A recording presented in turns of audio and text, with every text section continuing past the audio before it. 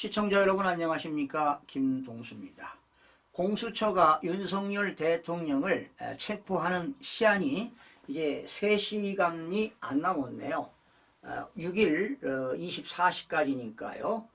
자, 그러다 보니까 오늘 아마 공수처가 체포를 새벽에 시도하려고 했지 않았습니까? 그런 상황에서 공수처장이 이호영 경찰청장 직무대행에게 체포를 요청했지요. 그러나 권한대행은 법률 위반이라고 하면서 사실상 거부한 상태입니다. 그래서 이제 아마 제가 볼 때는 더불당에서 외압이 들어갔을 겁니다.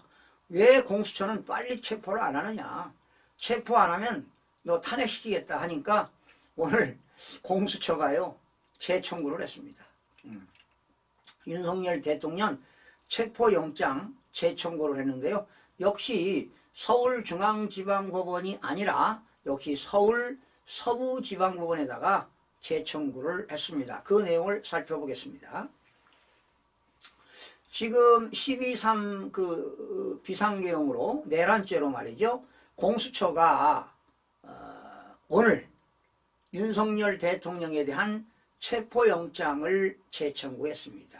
역시 이번에도 중앙지방법원이 아닌 서울 서부지방법원에다가 재청구를 신청했는데요. 공수처는 오늘 늦은 시간에 언론 공지를 냈지요. 공조수사본부는 서울 서부지방법원에 피의자 윤석열에 대한 체포영장 기한을 연장을 위해서 오늘 마지막이잖아요. 영장을 재청구했다고 밝혔습니다. 그러나 영장 유효기간은 지난번에 일주일이었죠. 그런데 이번 유효기간에 대해서는 확인해 드릴 수 없다고 반박을 했는데요. 앞서 공수처가 윤석열 대통령에게 3차례나 출석 요구를 했죠. 그러나 윤석열 대통령은 내란죄가 아니기 때문에 거기에 수긍할 필요가 없다고 저도 이미 방송을 해드렸는데, 그래서 지난달 30일이죠. 공수처가 체포영장을 청구했죠. 그래서 서울 서부지방법원 이순영 영장 전담 부장판사가 피의자가 정당한 사유 없이 출석 요구에 응하지 않았고 향후에도 응하지 않을 것이라는 우려가 있다며 죄를 범했다고, 또 의심할 만한 상당한 이유가 있다며 영장을 발부했습니다. 그 영장 기간은 일주일이었죠. 그래서 오늘 6일 24시까지가 되겠습니다. 이제 2시간밖에 안 남았는데, 자, 이순영 부장판사는 체포영장을 발부하면서 대통령 경호처가 저지하지 못하도록 형사소송법 110조와 111조를 외외로 한다, 이런 단서를 달아가지고 윤석열 대통령을 영장을 청구했죠. 그걸 받아들였다는 것이죠. 그런데 이순영 부장판사가 영장을 청구했지만 위법한 영장 청구라고 강하게 반발하기도 했는데요. 형사소송법 110조가요 군사상 기밀과 압수입니다. 그러니까 책임자 승낙 없이는 압수나 수색을 할 수가 없습니다. 그리고 거기는 경호처가 대통령 경호처법에 의해서 경호처가 대통령을 안전과 신변을 보호할 필요가 있고요. 또 그 지역은요, 대통령 관저는 군사시설보호법에 의해서 군사시설 보호구역입니다. 아무나 거기 침범할 수가 없지요. 그리고 111조는 공무상 비밀과 압수가 되겠는데, 이 110조와 111조를 외외로 한다, 이렇게 해서 영장을 발부한 것 아니겠습니까? 그러면 이번 체포영장을 발부했으면 다시 이순영 판사가 영장실질 판사가 다시 맞느냐? 그렇지는 않습니다. 아마 서울 서부지방법원은 아마도 자동 배당입니다. 누가 영장실질 판사를 누구에게 맡을 것이냐 하고 그 자동 배당 시스템에 따라서 영장 담당 판사를 지정을 하게 되면 그 영장 판사가 기각을 시킬 수도 있고요. 또 발부 여부를 결정하겠죠. 그런데 지금 서울 서부지방법원 관계자는 배당 여부라든가 일체 지금 확인이 불가능하다고 주장하고 있습니다. 그런데 말이죠. 지금 더불당에서는 그 오동훈 공수처장을 탄핵하자. 지금 이재명 대표가 그렇게 나서는 것 같아요. 그런데 박지원 국회의원이죠. 박지원 씨가 야, 그건 탄핵은 안 된다.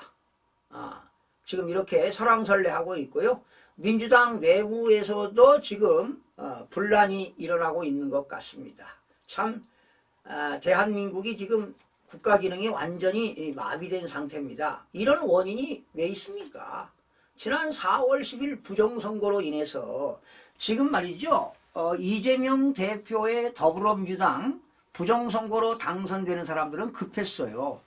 급했다고요.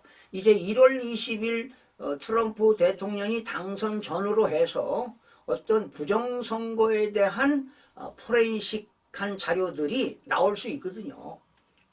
그러면 이제 대한민국 입법부가 뒤집어집니다.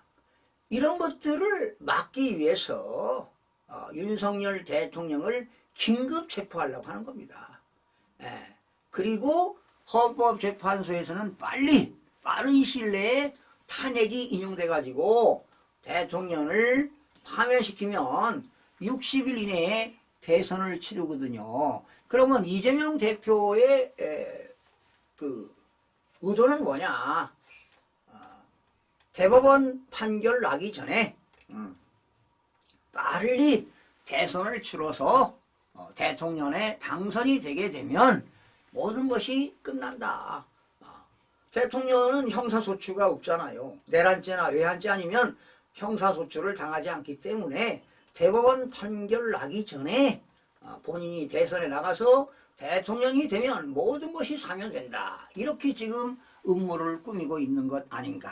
그러나 여러분, 거짓은요 진실 앞에 이길 수가 없습니다. 그래서 진실은 스스로 도전하고 스스로 증언한다고 했잖아요. 과연 서울 서부지방법원에서 영장 실질 판사가 기각을 시킬지 뭐 어떻게 발부할지는 모르겠지만 상당히 귀추가 주목되는데요. 이럴 때일수록 우리 국민들이 나서서 윤석열 대통령을 지켜야 할 것으로 보입니다. 지금 윤석열 대통령이 비상계엄 이후에 계속 대통령 지지율이 올라가잖아요. 계속 상승 모드를 타고 있으니까 지금 국민의힘 의원들도 역시 권력에 아부하는 것 아니냐. 좀 미리 나서서 말이죠. 그리고 오늘 권성동 그 원내대표가 헌법재판소에 가서 말이죠. 이 탄핵은 기각되어야 한다. 그리고 내란죄가 철회됐기 때문에 국회에서 다시 탄핵 결의안을 재의결해야 된다. 이렇게 강력하게 오늘 헌법재판소 앞에서 기자들하고 회견도 했는데요. 강하게 나가야 됩니다. 강하게. 그리고 아마 윤석열 대통령이 큰 무기를 가지고 있습니다. 여러분. 그래서 언론들 말이죠. 너무 편파보도하면 안 됩니다. 에?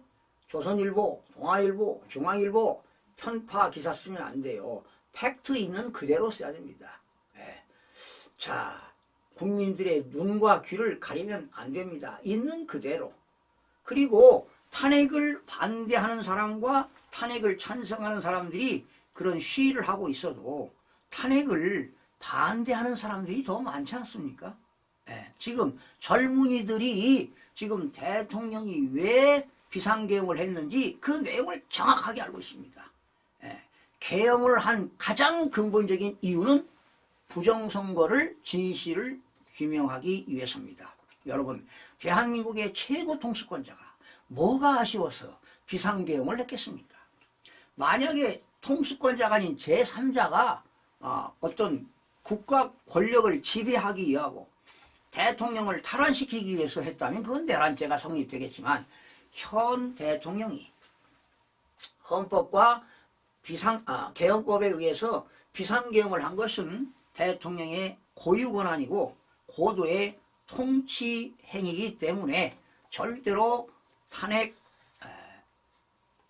그 소추 결정이 기각되어야 된다 이렇게 보는 겁니다. 아니면 그 내란죄를 뺐기 때문에 탄핵 소추는 각하하고 다시 국회에서 재의결을 해야 할 것으로 보입니다. 시청해주신 여러분 고맙습니다.